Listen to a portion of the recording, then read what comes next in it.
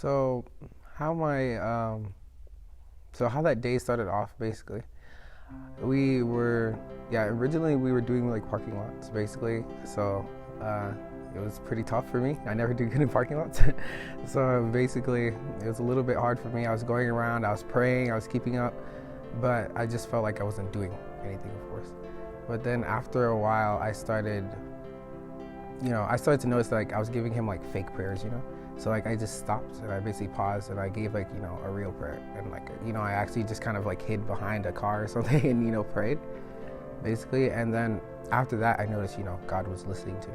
So like I tested him like a few times. I was like, okay, if you want me to stay in this parking lot any longer, give me a book with this person. And I would run up to them, they would give me a book.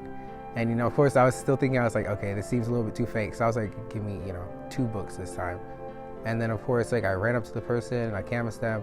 At first they said no, and I walked away. And then they called me back, and then they bought a book for me, and then the second person bought a book. So I knew God was listening to me that day basically.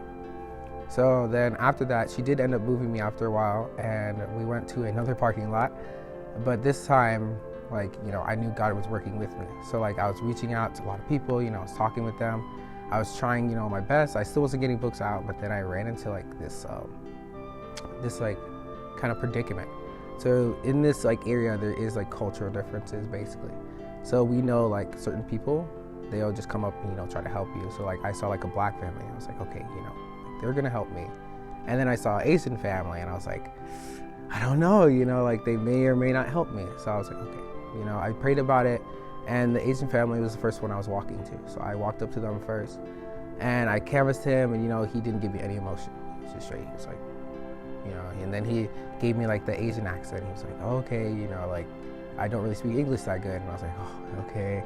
But then like I told him I was part of the Mansfield Seventh-day Adventist Church, and he was like, oh, you should have just said that. And he started speaking like perfect English. He was like, oh, okay, like, oh, like I'm about to actually come and preach at your church.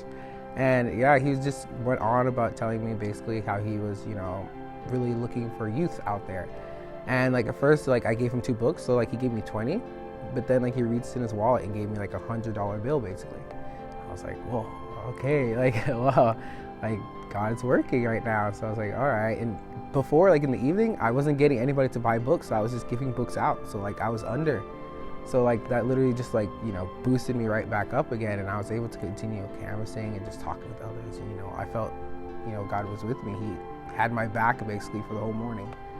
So yeah, after that, like he even told me, so like my passion is music. So he even told me his sister was a music therapist, and that's the career I was heading after. So yeah, basically I was able to not only be blessed through canvassing right then, I was blessed for my future. So he like opened basically a gateway of many blessings.